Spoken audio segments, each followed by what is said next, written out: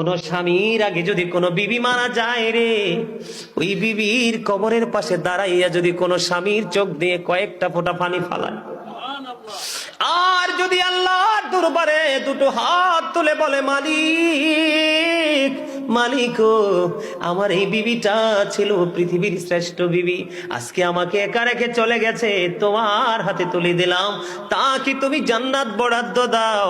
আমার নবীজি জানিয়ে দিয়েছে, ওই স্বামী যদি দোয়া করে স্ত্রীর জান্নাত বরাদ্দ হয়, তার সুখ কেউ কেড়ে নিতে পারে না।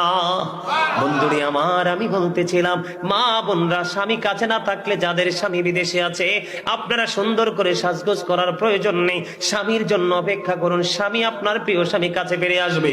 আল্লাহর হাবিব বলেছেন, নির্জনে যখন বেগানা একটা পুরুষ এবং একটা নারী থাকবে, মনে রাখবেন থার্ড পারসন থাকবে শয়তান।